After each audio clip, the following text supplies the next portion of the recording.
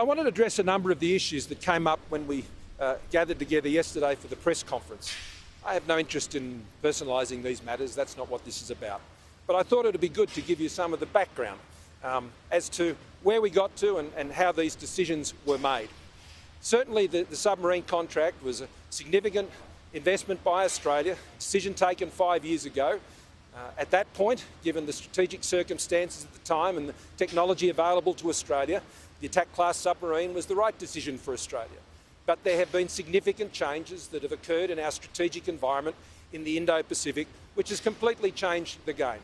And it's also fair to say that the contract that we had with Naval had its very significant challenges. There were quite a few issues that went to following through on the commitments on Australian industry content. There was a lot of issues in relation to delays in the project and of course, the costs.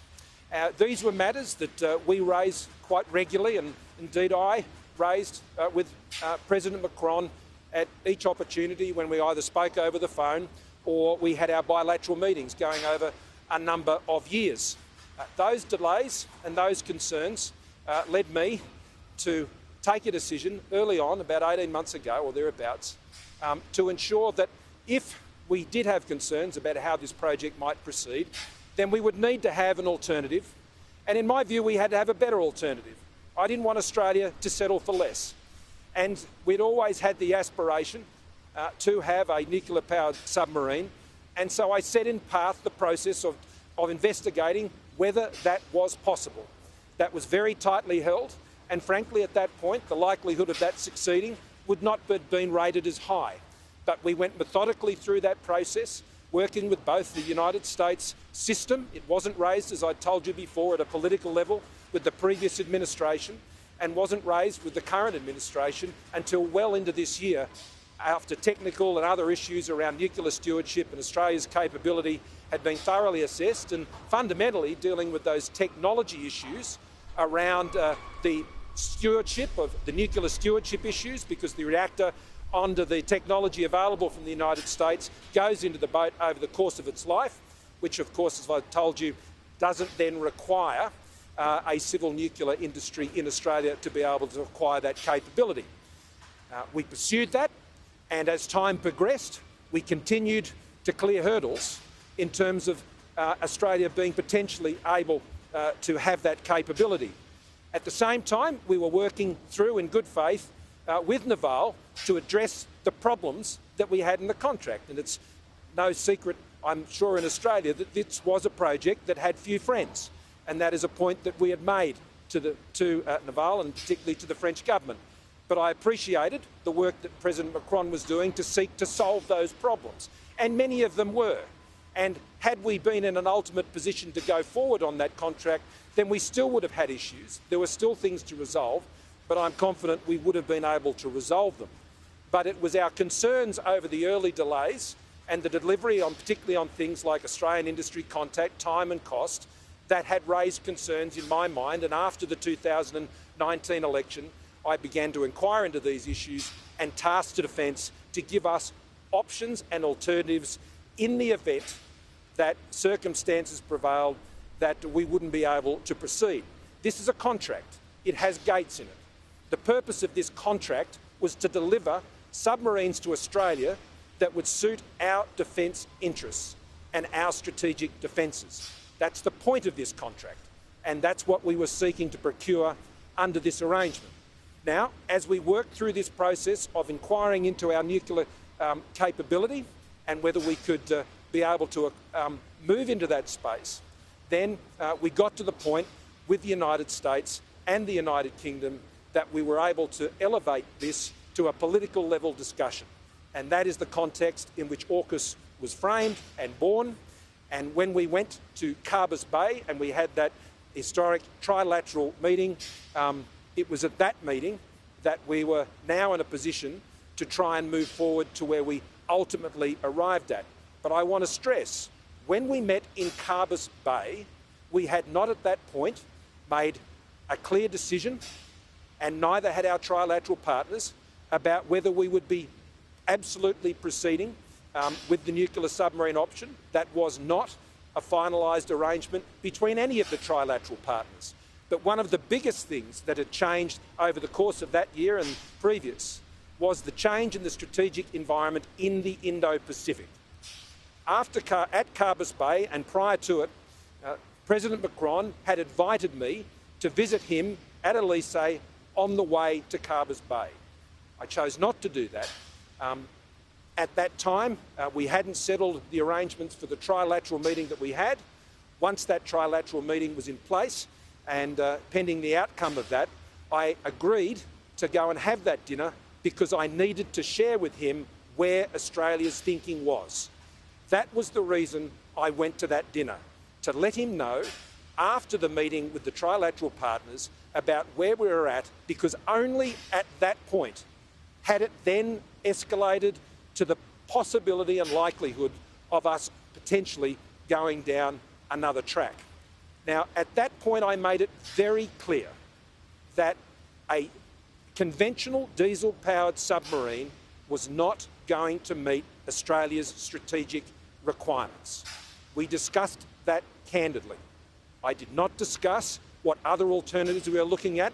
They are in confidence and they were subject to the security arrangements we had about those other discussions. And it wasn't appropriate to do that, and I made that point. But what we did discuss was the issues that we were still dealing with the attack class submarines. An important one of those was our view that this project would be further delayed, and that would not see a submarine in the water until the late 2030s and possibly as late as 2038. That would mean that this submarine, when it went in the water, would be obsolete almost the minute it got wet. Now, of course, the Naval and others disputed whether that delay would actually occur, and President Macron undertook to look at that issue. After our dinner that night, the French defence system swung into full action and engaged in a full court press with all of our officials and others, including the Defence Minister and others, addressing this issue around the contract. So their very response indicated that the discussion I'd had with President Macron the night before, that night, and the briefing that was provided back into the French system, they swung into gear and began to raise issues. He said that he'd like to send Admiral Morio out to Australia, which he did, to address the issues that we had raised.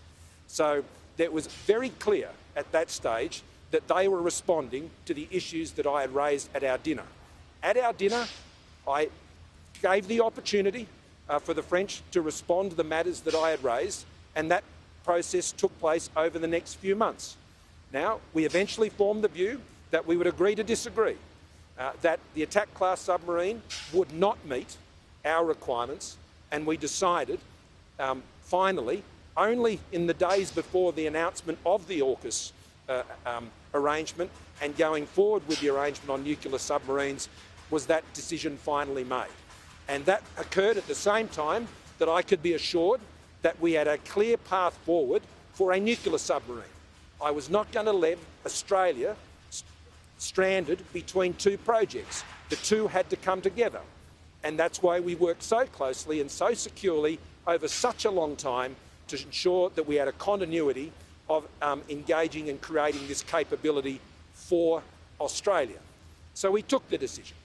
It was a difficult decision, but a difficult decision that would lead undoubtedly to an impact on the relationship with France and, of course, an offence that would be caused. But in these interests, in Australia's interests, I have to put Australia's interests before any interest that involves in potentially offending others and how they would blow back in terms of their reaction. Australia's defence interests had to come first. This submarine was not the submarine Australia needed. The contract had had its difficulties. That had led to me inquiring into potential other options, which for Australia's sake actually came to fruition. And we were able to secure nuclear submarine-powered technology that only 2 countries in the world possessed. That was worth pursuing for Australia, and I was not prepared to risk it for Australia's future defences. And that is why we took the decision that we did. There was a 3-month period where the issues that had been raised were being discussed between French and Australian officials and the Naval Group. And we finally formed the view, made the decision we had to. There's no easy way to say to a contractor that you're going to not proceed through the next gate of the contract. Oh, I should remind you of this. We were supposed to have gone through the Scope 2 Works project gate in the previous December, and those marks were missed. And ironically, had that been achieved, then quite likely all of this would have been moot.